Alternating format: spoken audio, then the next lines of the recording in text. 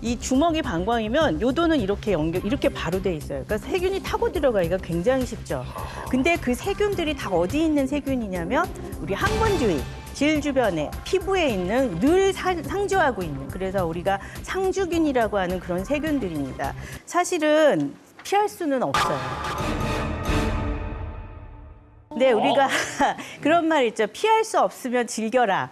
그렇다고 방광 질환을 즐길 수는 없어요. 그러니까 안 생기도록 최대한 예방을 해야 되는데, 중년 여성의 방광 건강, 이게 가장 중요한 게 뭡니까? 이 중년 여성들은 남성에 비해서 훨씬 더 방광 건강에 신경을 써야 됩니다. 예. 왜냐하면 왜 그런데 이게 중년 여성한테 중요하냐 하냐면, 사람 몸의 모든 기관이 사실은 머리서부터 발끝까지 다 호르몬의 영향을 받아요. 남자고 여자고 다 받는데 여성은 특히 많이 받습니다. 근데 방광하고 요도, 그 주변의 조직들이 여성 호르몬의 영향을 굉장히 민감하게 받는 부분이기 때문에 폐경이 되면, 그리고 갱년기가 되면 호르몬이 떨어지게 되죠. 그래서 방광 근육의 탄력이 떨어지고 방광의 혈액순환이 감소되고 세균에 대한 면역력이 떨어지니까 방광염이 잘 생기게 되는 거죠. 네. 아니, 오늘 말씀을 쭉 들으니까 우리 여성들은 산부인과 가는 것도 좀 꺼리는데 더군다나 비뇨기과 전혀 갈 생각을 못 했거든요. 근데 앞으로는 정말 그 생각을 바꿔야 되겠다, 이런 걸 알게 됐는데, 특히 중년 여성들한테 방광 건강이 중요한 이유 어떤 게 있나요? 이게 이제 여자이기 때문에 생기는 문제라고 보실 수 있는데요. 여성의 방광이 세균에 굉장히 쉽게 노출이 되게 되어 있어요. 여성은 남성에 비해서 요도가 짧습니다. 요도가 한 3cm 정도밖에 안 되고 곧게 되어 있기 때문에 이 주먹이 방광이면 요도는 이렇게 바로 돼 있어요. 그러니까 세균이 타고 들어가기가 굉장히 쉽죠.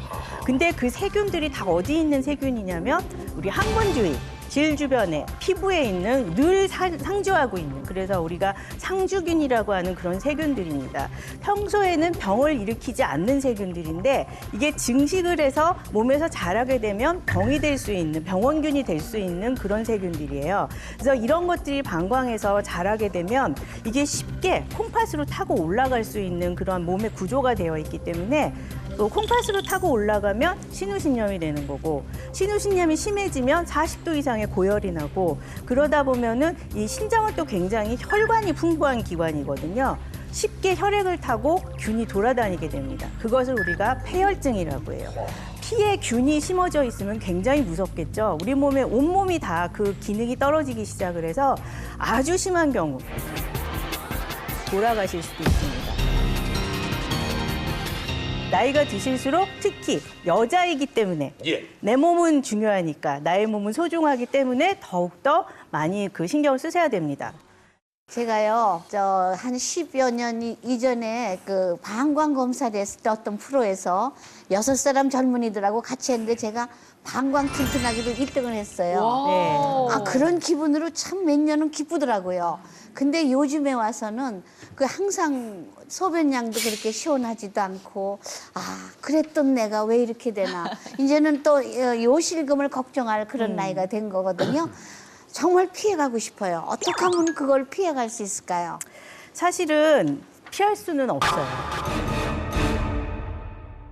네, 우리가 그런 말 있죠. 피할 수 없으면 즐겨라. 그렇다고 방광 질환을 즐길 수는 없어요. 그러니까 안 생기도록 최대한 예방을 해야 되는데, 예, 그래서 요실금은 굉장히 흔한 질환입니다. 우리 삼희자 선생님이 10년 전에는 정말 최고의 소변 줄기를 자랑하고 최고의 방광 건강을 자랑했었는데, 나이가 드시면서 이게 문제가 생기기 시작하셨잖아요.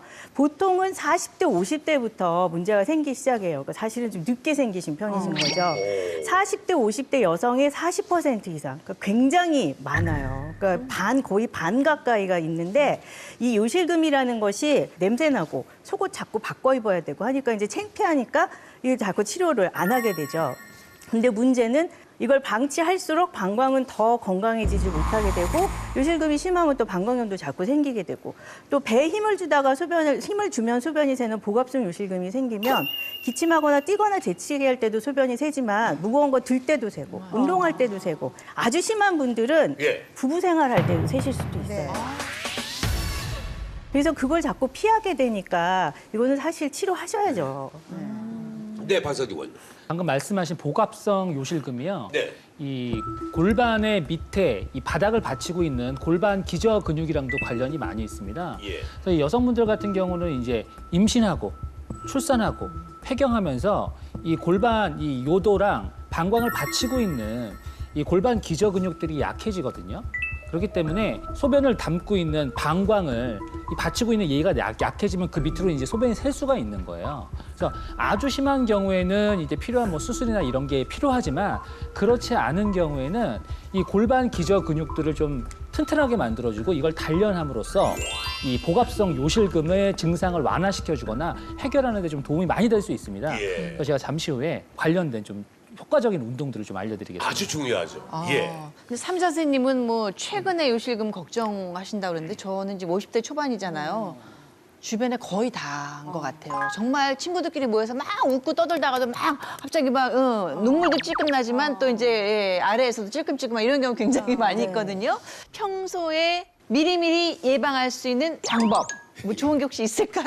네. 그러면 기저귀를 차고 다니시는 게 아니, 그런 근데 사람도 있어요. 그 기저귀도 한 가지 방법인데 사실은 기저귀는 이런 치료를 하기 너무 힘들거나 아니면은 이제 좀 급할 때 쓰실 수 있는 방법이고요.